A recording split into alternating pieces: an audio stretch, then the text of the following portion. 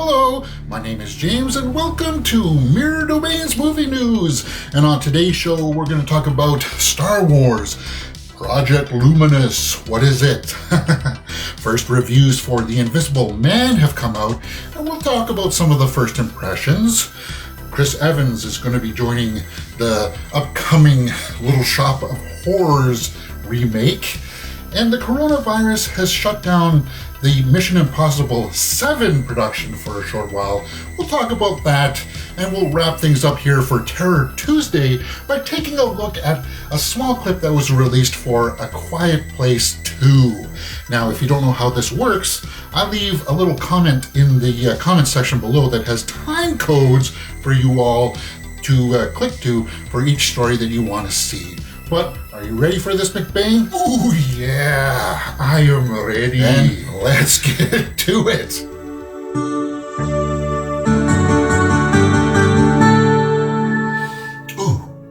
Oh, The Invisible Man opens up this weekend, and we have some early buzz coming in.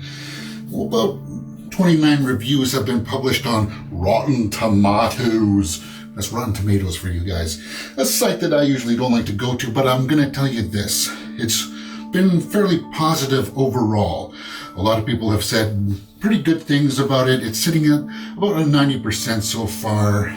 But as you know, I do like horror, and I'm going to be paying attention to this release of The Invisible Man coming this weekend. So here's one quick little review. Philip D. Semelian says, "It's a Me Too horror film that couldn't be any more timely if it is shuffled into a courtroom with a Zimmer frame." No, get that political BS out of here.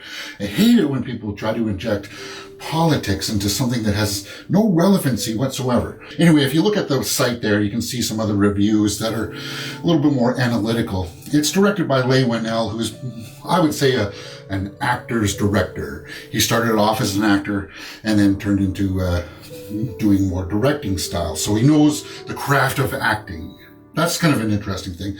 I'm going to see it this weekend regardless, because that's what I do. I love movies. Are you going to see it? And does this buzz do anything for you? Let me know in the comments below. Project Luminous. Yes, Lucasfilm came out last night with this big reveal for Project Luminous. And everybody was kind of, well, what's that? Project Luminous? I've never heard about that. And there was a lot of speculation online as to what it was.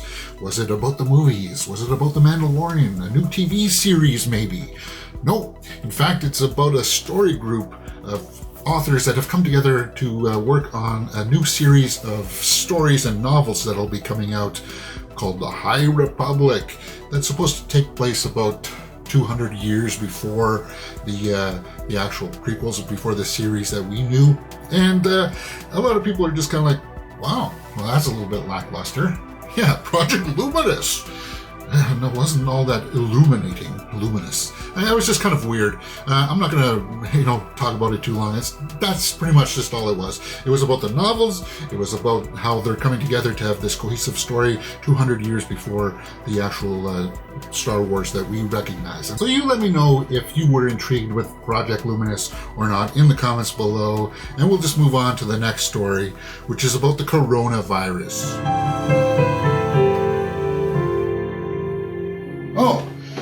So the coronavirus, it's out now and all over the globe. It's making huge impacts, like on the outside news. It's impacting the stock market and such. And now it's finally impacted the movie industry as well. And it comes down to Mission Impossible 7 today, where Tom Cruise and his production company are making this movie in Italy right now. And in Venice, particularly, where the town, or the city, has issued a public warning, a declaration that a cease will have to be put in place, a put to all public gatherings, a stop. It has to stop because I guess 219 cases of the coronavirus had come out there. And that's where they're filming right now. And you got Tom Cruise, you got Hayley Atwell, Pom Klementieff, and Nicholas Hoult, as well as the remaining cast. And you know me, I'm a huge Hayley Atwell fan. I'm really looking forward to this movie, this Mission Impossible 7, that's slated to come out July 23, 2021. So it's still more than a year away, but, you can't take risks with this stuff. It's better safe than sorry. I'm figuring hopefully it's going to be no more than maybe a month of a delay. Hopefully they can transfer to somewhere else and continue the production. But, you can't risk your lives with this stuff, because sooner or later it's just going to come and bite you, and you'll be like, well, we didn't take the precautions. Well, this is a good precaution. Paramount is doing a good thing here by shutting it down, because you don't want to take risks, especially with actors of that caliber. I want to know what you guys think about this. Is this something that it's necessary? I think it is, especially in this day and age where we don't know exactly the full magnitude of what the coronavirus can be. It's obviously fairly deadly from what we know so far. I just hope it doesn't get any worse. I mean, it is impacting the movie industry on a whole. I mean, even Sonic the Hedgehog has had its release delayed in China because of this too. So it's impacting the movie industry now here too, and it's something we all got to keep our eye on. We all got to be cognizant of this kind of stuff. If there's warnings in place, then you got to be mindful and make sure that you don't succumb to this, because it sounds so nasty. Yeah. Well, I do worship at the altar of Hayley Atwell. I mean, who could not? But she has worked with Chris Evans before, and Chris Evans is in the news today too, so McBain, why don't you tell us about that? I've made it extra strong today, guys. So, what's happening today with Chris Evans? Well, there's rumors that, I don't think it's rumors anymore. It's pretty much substantiated that he's going to be joining the Little Shop of Horrors remake, and it's a musical. He's going to be taking over the role of the dentist that was played by Steve Martin, which is kind of interesting. I didn't know that Chris Evans could sing, but that'll be kind of interesting to see, because the cast also stars Scarlett Johansson and Taron Egerton, which we know can sing because he just did Rocket Man from last year, and he did a lot of the Elton John songs and singing himself for that project. So I'm thinking, you know what?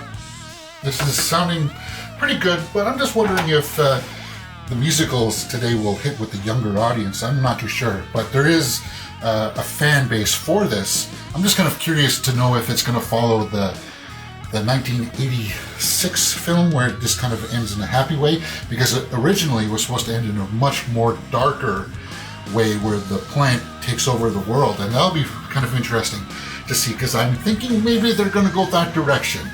But Chris Evans joining the Little Shop of Horrors, what do you think about this? Is this something that he can do? Are you curious about this? Let me know in the comments below. Let me just get this coffee down my system, man. So yeah, Chris Evans in a musical. I'm not too sure about that one. But as we move on here, we're going to talk about A Quiet Place 2. It's slated for release March 20th, 2020, which is just around the corner now. And it stars Emily Blunt and Cillian Murphy. And it is written and directed by John Krasinski. Now, if you were a fan of the first one, I'm guessing that you are anticipating the second one. And in the spirit of Terror Tuesday, they've released a clip called Fight. Now, some places are listing it as Trailer 2, but I'm guessing it's just a clip because it's fairly short. And I thought, in the realm of horror movie news that we've kind of touched on today, we'll take a look at this clip, and hopefully it will get us more excited for this movie.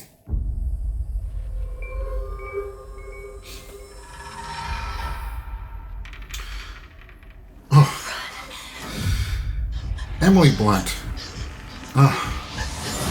Always makes my heart skip a beat. Okay, we've seen this in the trailer, the official trailer. I don't know why you came all the way up here. There's nothing left. That's Cillian Murphy. Please. Right? No? On March 20th. There are people out there. People worth saving. Yeah. We won't survive. We have to try. I like this because they're showing clips of before it actually happened. And then, obviously, afterwards. A Quiet Place Part 2. Ooh, yeah. This is a small little clip. I like that. It's called Fight. What did you think about that? What did you think about this little trailer? Did you think that this is working fairly effectively with getting people hyped up for A Quiet Place 2? I think it is. And for the most part, I am anticipating this quite handedly. You know, I do like Emily Blunt. And you know what, McBain? You know what somebody said the other day? What?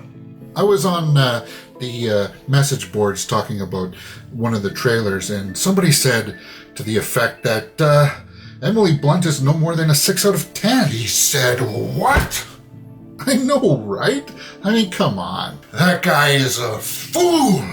Yeah, I know. I was kind of like, yeah, I don't know. For me, I think she's a special talent, true talent, Emily Blunt.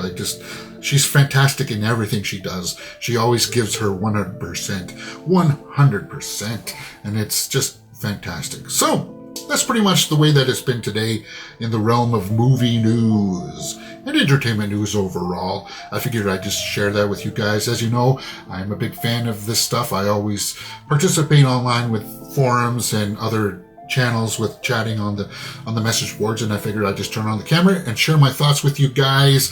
And let's just look forward to Thursday, where The Invisible Man gets released, and there's also going to be a Candyman first trailer that's going to be released, so stay tuned for that.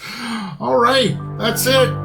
YouTube is recommending a video for you to watch right there, and you can see my latest one just right up here.